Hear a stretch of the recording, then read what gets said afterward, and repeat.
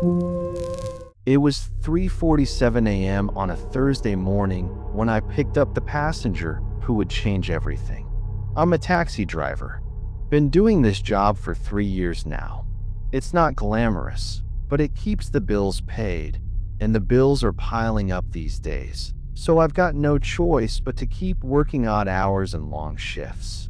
I've driven all over the city, from the quiet streets of the old town to the noisy, neon-lit roads downtown. And the ride that night was supposed to be just like any other, or so I thought. I was parked near a small convenience store off of Chidambaram Street in Chennai, my city, when the fare request came through. It wasn't much of a distance, just a 10-minute drive at most, but the request caught my attention because it was odd. The pickup location was from a neighborhood I hadn't driven through in years. It was an area called Purisalcom, an old residential block of the city. I used to take fares there all the time in my first year as a driver, but over time, I had stopped picking up from that area. It wasn't anything personal, just, I guess I never liked how quiet it was. There was something about that neighborhood that always felt a little off to me, a little too silent. The kind of place where you'd notice things, little things, like the absence of sound, even when there should have been sound. It was the kind of place that made you feel like you were being watched. Still, it was a ride, so I accepted it and drove to the pickup spot. I arrived at the corner of an alley where the passenger was waiting, just standing there on the sidewalk. It was odd. It was the middle of the night, so the street was deserted, but this person wasn't in any hurry. I cut my headlights when I pulled up beside them, and they turned to face me. The man was tall, wearing a long dark coat despite the humidity of the evening. He had a bit of a disheveled look about him, like someone who had been on the road for too long.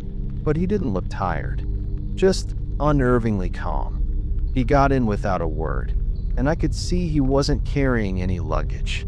No bags, no briefcase, nothing. Just him. Where to? I asked, trying to break the silence. He looked at me for a moment, his face expressionless. Straight ahead. You know the way. I had a strange feeling in my gut. Something wasn't right. Where exactly? I pressed, but he just stared at me blankly. I need an address. I'm sure you remember, he said, his voice soft, almost familiar. I let out a breath. Look, man, I need an address. I can't just drive without one. He paused for a moment, his gaze never leaving mine. Then he spoke again. The old route. You know it. The one you stopped taking years ago. I froze. The old route. That's when the hairs on the back of my neck stood up. I hadn't taken that route in years.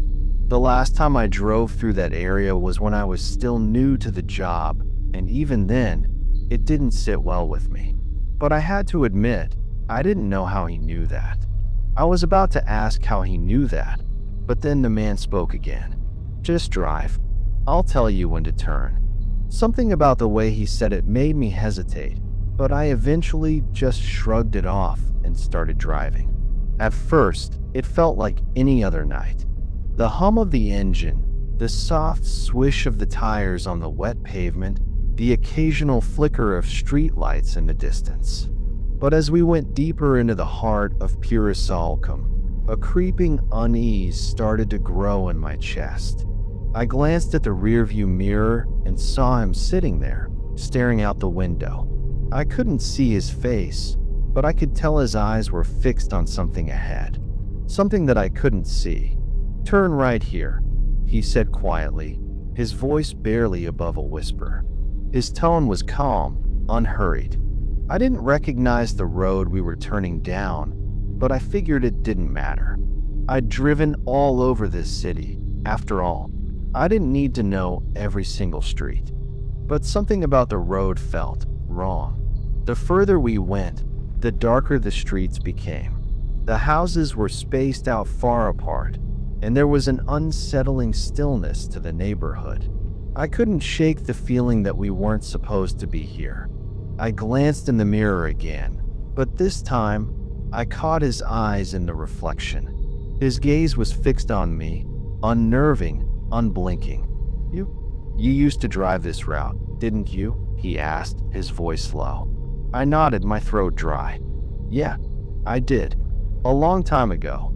There's a reason you stopped," he said softly, his voice almost like a whisper. "You know it's true. You know why you stopped."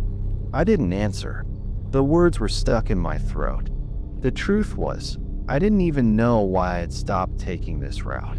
But I couldn't deny that something had happened that night, years ago, that made me never want to come back here. "You stopped because of what happened on the next street," he continued. "But you can't escape it, can you?"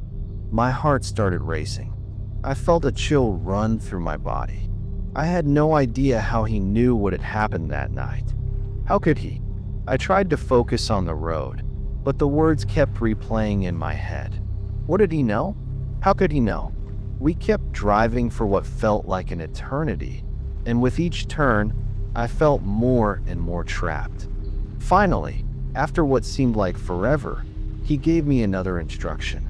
"Pull over here," he said, his voice as calm as ever. I hesitated. This wasn't a place I wanted to be, but I did what he asked. We stopped in front of a dilapidated building. The street was completely empty, no sign of life, no streetlights. It felt like the city had swallowed everything around us. There was just darkness. The man got out of the car and started walking towards the building.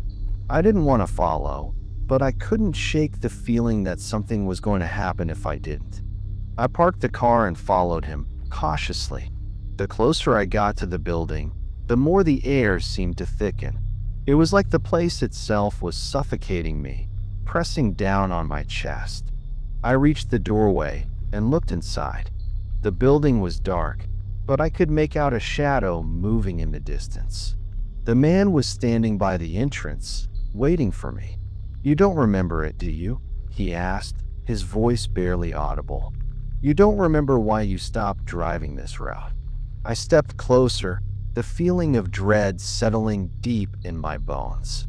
"No, I don't," I whispered. "Then let me remind you." He stepped aside, and I entered the building. I looked around, but everything seemed off. The walls were peeling, the floor was covered in dust. But the strangest thing was the smell. It was a sharp, metallic scent, like blood. And then, as I stepped further into the building, I saw something that made my stomach turn. There, in the center of the room, was a car. My car. The one I had driven years ago. I froze. The man smiled, his eyes glowing with an unsettling intensity. "I knew you'd remember," he said. The walls closed in. And then, everything went black. I woke up in my car, parked back on Chidambaram Street. The engine was off, and the clock read 4:03 a.m. But I had no memory of how I got back. My hands were shaking, and there was a cold sweat on my skin.